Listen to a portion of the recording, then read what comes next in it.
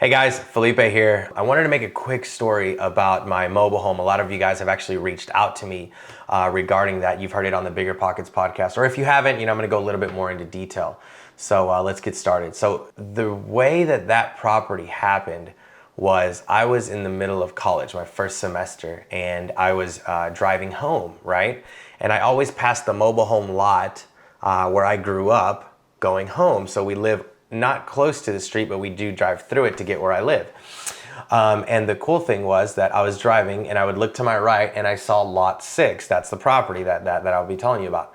And I really had a gut feeling that I was supposed to purchase that property. I wasn't wanting to, but I had this gut feeling. And as I'm growing, I've learned that gut feeling, man, in your spirit is something you need to listen to. There's something there.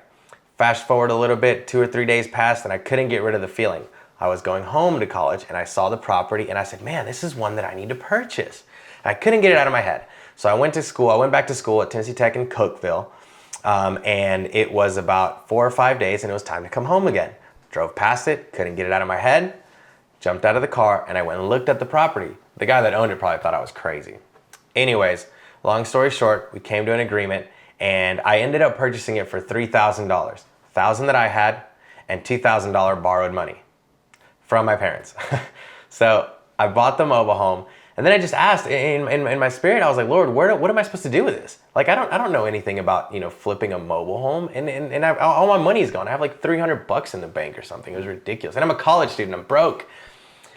I felt like I was supposed to buy it and start fixing it. So that's what I did. I moved into the master bedroom as quickly as possible. I did the paint and some carpet and made sure the toilet worked. I don't even know if I showered there, if I still showered at my mom's house or waited. Anyways, so if you don't know, in May 2010, we had a huge flood in Nashville. The crazy thing about that is my mobile home got flooded in the middle of all that. So I'm a month in, I have to pay the mortgage or the lot fee on it, right? I don't have any tenants. I'm living there. I have college books, my laptop. I have all that in the mobile home and it's all ruined. It's total chaos. Luckily, it was the end of the semester, so I wouldn't have to go back to college and I could figure this out. That happened in May. In June of that next month, getting into July, my mom helped me out through the FEMA paperwork. I didn't even know that was a thing. Anyways, so I applied for FEMA for some assistance and I wanted some help through that because financially I was wrecked. I mean, $3,000 when you're a college student, that's a lot of money. So what I did was I applied for some help from FEMA and I said, if I can get a month's rent, that'll help me get through the next 30 days. So I applied and then I just prayed. That's all I had. I applied and I prayed and that was it. The crazy thing is that eventually, I would say like a week later, FEMA came through and the gentleman assessed the property. He had his little fancy iPad and he walked me through it. He said, do you live here? I told him yes. And he gave me what he thought was an assessed value, but he didn't tell me. He just said, okay, I'm done. Thank you. And he left. That was really frustrating because I didn't know what was going to happen. That was, I think, on a Monday. By Friday, bills started coming in. So I went to the mail, I grabbed my bills, and I saw the light bill, saw the water bill, I saw the insurance coming in, and I was like, okay, I got to take care of all these bills and I got to figure out what I'm going to do with this mobile home. Honestly, I thought I was just going to junk it, sell it for parts or metal, and then, just kind of wash my hands of the property. The Lord had other plans.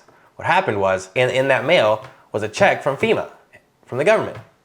As I was opening it, I'm not kidding, you literally slide it out just like this, right? And I saw $30. And I said, okay, it's something.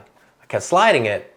And the number got bigger to 300. And now I got goosebumps. I was like, oh my gosh, I can pay, for the next month's rent. This is exciting. All these thoughts were just going. I went a little bit farther, 3,000. Oh my gosh, it freaked me out. I was like, yes, I can pay, the rent for 6 months or so and I can figure this out.